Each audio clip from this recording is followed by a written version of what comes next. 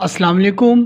Today we are going to start the fifth part regarding the lectures of the gastrointestinal tract or the digestive tract, and in this part we will see the development of the hindgut, and this will be our last lecture regarding the development of digestive tract inshallah. So first of all तो जो है वो हम देखेंगे कि hind gut के derivatives क्या मतलब हाइंड गट से कौन कौन से स्ट्रक्चर्स बन रहे हैं। तो हाइंड गट के डेरिवेटिव्स हमारे पास आ रहा है left one half of the transverse column, क्योंकि जो राइट टू हाफ से वो बन रहे थे मिड गट से, जो लेफ्ट वन हाफ वो बन रहा है जी हाइंड गट से। फिर है जी descending colon, sigmoid colon, rectum and the superior part of the anal canal, और एनल कैनाल का सुपीरियर पार्ट बनेगा। जो इन्फीरियर पार्ट है वो एनल पेट से बनेगा, वो भी हम इसकी भी डेवलपमेंट आज साथ ही पढ़ लेंगे। अच्छा, तो ये जितने भी डेरिवेटिव्स हैं ना, they are supplied by the inferior mesenteric artery, तो इनकी ब्लड सप्लाई तो आपको का मसला होना ही चाहिए। हाइंड की किसी भी पार्ट का नाम आ गया तो उसकी ब्लड सप्लाई पूछेगी तो डायरेक्टली आप बता देना है जी इन्फीरियर मेजेंटेरिक आर्टरी।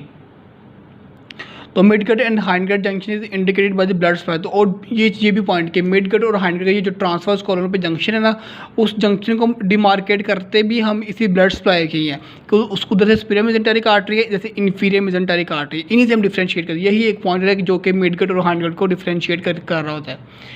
अच्छा, तो अब हम आते हैं इसकी डेवलपमेंट को। सबसे पहले हम पढ़ेंगे क्लॉकिया को कि ये क्लॉकिया क्या है, क्योंकि ये जो है ना ये हाइंड गट के एक बड़ा मेन पार्ट जिससे सब कुछ बनना है ना हाइंड गट के पार्ट्स, वो क्लॉकिया है। पहले हम इसका देखते हैं, इसका बेसिक सा इंट्रोडक्शन। तो क्लॉकिया क्या है? Expanded terminal part of the hind gut in which the hind gut and allantois empty. तो ये देखिए, ये हमारे पास ऊपर से कह रही है फोरगट, ये मिडगट देखिए, मिडगट से ये जा रही है ओम्फेलोन्टेरिक डक्ट, मिडगट से आगे का बन गई हाइंड गट। तो कह रहे हैं जी ये एक्सपेंडेड टर्मिनल पार्ट है हाइंड गट का in which hind gut and allantois empty. तो ये देखो इधर से हाइंड गट आ रही और ये एलेंटॉइस आ रहे हैं, ये देखो ये, और ये हाइंड गट और एलेंटॉइस दोनों आके एम्प्टी हो रहे हैं इस सैक के अंदर, ये देखो ये वाला। तो this is the cloaca endoderm line chamber that is in contact with the ectoderm at the cloacal membrane. फिर वो कह रहा है कि ये एक एंडोडर्म लाइन चैम्बर है, ये जो अंदर वाली लेयर है ना, ये वाली दिस वन, ये देखो ये है एंडोडर्म, और ये बाहर वाली लेयर है ये है एक्टोडर्म।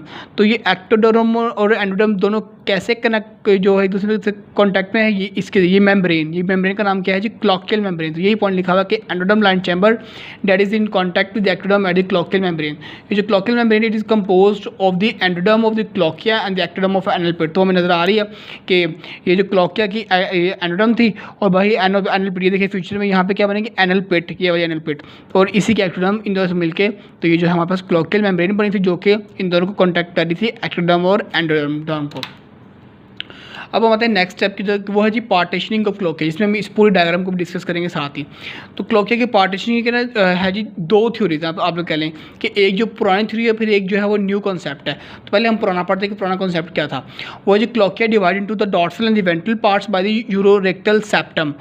यूरोरेक्टल सेप्टम क्या है? ये मीसेनकाइम, ये देखो ये जो हमारे पास आ रहा है देखो ये है यूरो, उसका नाम देखो तो यूरो रेक्टल से मतलब कि यूरिनरी ब्लैडर और रेक्टम के दरमियान में। तो यूरिनरी ब्लैडर अगर हम देख रहे हैं फ्यूचर में एंटीरियर ये बनेगा इंटीरियरली और रेक्टम बनेगा पोस्टीरियरली, तो इन दोनों के दरमियान में यूरो रेक्टल सेप्टम, ये वाला देखो ये आ रहा यूरो रेक्टल सेप्टम होगा। ये क्या करेगा, ये जो है इसको ये जो है ना क्लॉकिया को इसको दो पार्ट्स में, एक जो है वो वेंट्रल पार्ट या एंटीरियर पार्ट और एक डॉर्सल या पोस्टीरियर पार्ट में डिवाइड कर देगा। इस तरह यूरो रेक्टल सेप्टम ऐसे आगे ग्रो करके ये देखो यहाँ पे, ये देखो ये फर्दर ग्रो कर रहा है, इस तरह ग्रो करते करते ये देखो इसने इसको दो पार्ट्स में डिवाइड कर दिया। एक ऊपर वाला हो जाएगा हमारे पास यूरोजेनिटल साइनस, नीचे हमारे पास ये आ जाएगी रेक्टम और आगे जाकर बन जाएगी एनस। ये तो थी पुरानी थ्योरी कि जो वो ये यूरो रेक्टल सेप्टम की तरह। अब एक न्यू थ्योरी है, वो न्यू कॉन्सेप्ट क्या है ये देखें, ये मैं लिखा हूँ न्यू कॉन्सेप्ट। एज इस सेप्ट वो कहता है जी as septum grows toward the cloacal membrane the membrane develops the lateral infoldings. वो कह रहे हैं जैसे ही ये यूरो रेक्टल सेप्टम ग्रो करना स्टार्ट करेगा ना, तो इसी मेम्ब्रेन के अंदर ना ये जो इसका जो टर्मिनल पार्ट है यहाँ पे लेटरल इनफोल्डिंग्स आएंगे। अब आप इसको समझिए, सपोज करें ये देखिए ये जो है ना, अब ये जो लास्ट एंड है आप समझ लें ये वही एंड है, इस तरह मैंने वो दिखा दिया। ये इसकी क्या है जी वेंट्रल सरफेस, ये नीचे वाली क्या है इसकी डॉर्सल या पोस्टीरियर सरफेस, और ये आगे वाली एंटीरियर या वेंट्रल सरफेस। अब वो कह रहा है इसमें क्या आ रही है लेटरल इनफोल्डिंग्स आ रही हैं। मतलब क्या इसका कि इसकी जो अब इसकी लेटरल वॉल कौन सी है, ये भी लेटरल है, ये भी लेटरल है। तो लेटरल सरफेस अंदर इस तरह इनफोल्डिंग्स आना शुरू हो जाएंगे ऐसे, ठीक है। अब जैसे ही वो लेटरल इनफोल्डिंग्स मिलेंगे, इधर आप इसको ऐसे देखो तो ये दो ट्यूब आपके पास आ गई, एक ये ऊपर वाली ट्यूब, एक पीछे वाली नीचे वाली। तो ये ऊपर वाली कहाँ पे एंटीरियरली होगी और ये जो नीचे वाली ट्यूब है ये पोस्टीरियरली चली जाएगी। ओके, ये है कि सब इसमें लेटरल इनफोल्डिंग्स आएंगे इस ट्यूब के अंदर, ये जो ट्यूब बनी हुई है। अब ये देखिए मैंने डायग्राम में भी दिखाया है, ये देखो यहाँ पे इसको लेटरल इनफोल्डिंग्स आ रही है इस तरह से, और इस तरह से ये दो पार्ट में डिवाइड, ऊपर वाला आ गया यूरोजेनिटल साइनस और नीचे वाला आ गया रेक्टम, जो कि आगे जाके बन जाएगा क्या, एनस। ये लिखा हुआ है कि these folds will grow toward each other and fuse forming a partition that divides the cloaca into 3 parts। और वही उन्होंने ग्रो किया उसको 3 पार्ट्स में करके। 3 कौन से पार्ट्स हैं, एक तो रेक्टम, ठीक है, एक हमारे पास इसके जो आगे कंट्रीब्यूशन क्या होगी, एनल कैनाल, और एक ऊपर से हमारे पास ये वाली यूरोजेनिटल साइनस। ओके, तो ये 3 पार्ट्स हमारे पास इससे बन गए।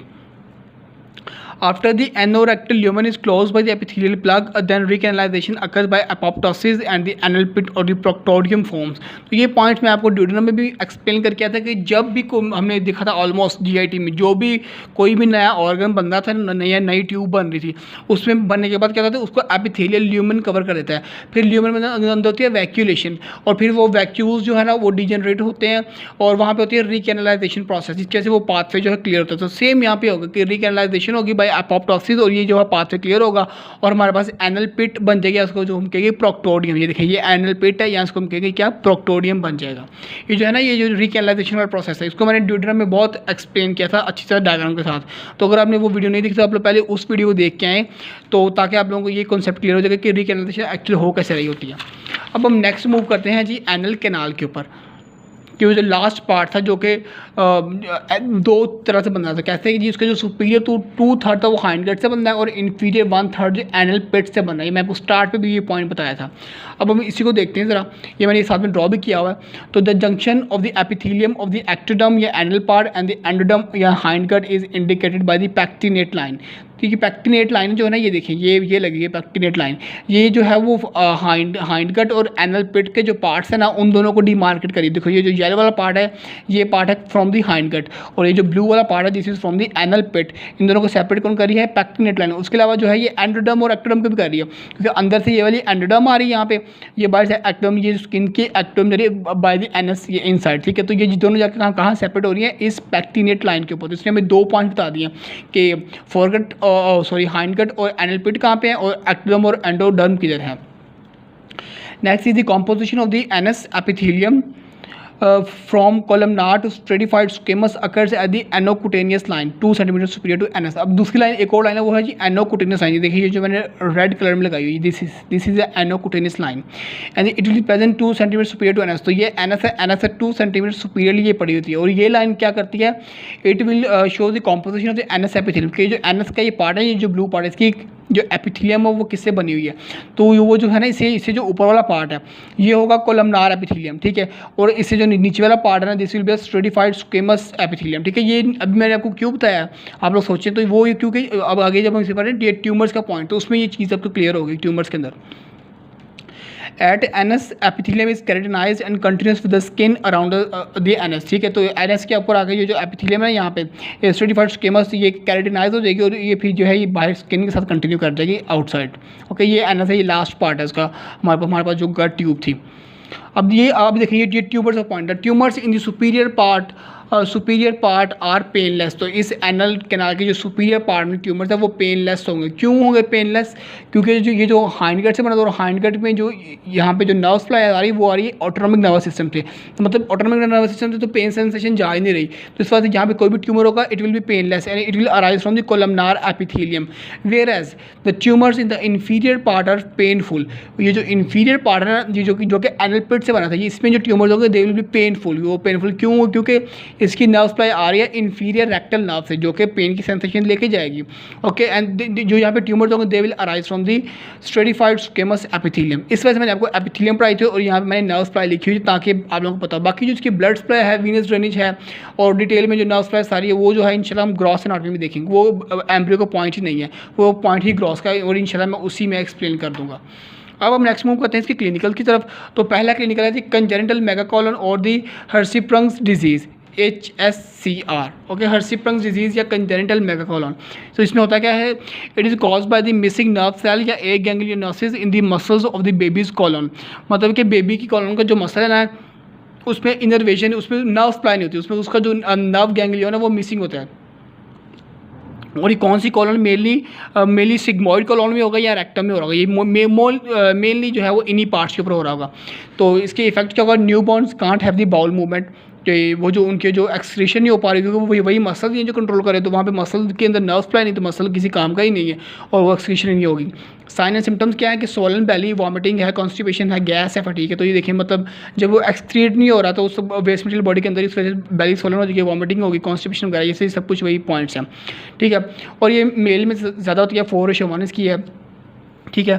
एंड कॉस्ट वैन, अच्छा ये एक पॉइंट था, ये मैं ऊपर लिखना मिस कर गया क्योंकि इस पॉइंट को यहाँ पे होना चाहिए था कि ये जो है ना ये नर्व सेल मिस हो रहा था। ये नर्व सेल मिस क्यों हो रहा है, उसकी रीज़न ये है कि cause when there is failure of the neural crest cells to migrate into the wall of the colon during the 5th to 7th week के 5th to 7th week of development में neural crest cells ने यहाँ पे इसकी wall के अंदर, colon की wall के अंदर आना होता है, ठीक है। नॉर्मली अगर वो ना आए क्योंकि कोई फेलियर हो जाए किसी डिफेक्ट की वजह से, तो उसकी वजह से यहाँ पे क्या होगी, नर्व सेल जो है वो मिस हो जाएगा और जिसकी वजह से ये डिजीज़ होगी कंजेनिटल मेगाकोलोन। उसका ट्रीटमेंट क्या है कि जी सर्जरी टू बाईपास और रिमूव द डिजीज पार्ट इस ट्रीटमेंट, कि वो जो डिजीज पार्ट है ना, या तो उससे कोई बाईपास लगाते हैं या फिर उसको हम रिमूव करते हैं बॉडी से।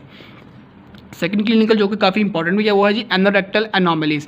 तो इसका नेम है कि एनोरेक्टल मतलब कि एनस और रेक्टम की कोई एनोमलीज है। तो it will result from the abnormal development of the urorectal septum causing incomplete separation, कि यूरोरेक्टल सेप्टम की जो है वो एबनॉर्मल डेवलपमेंट होगी।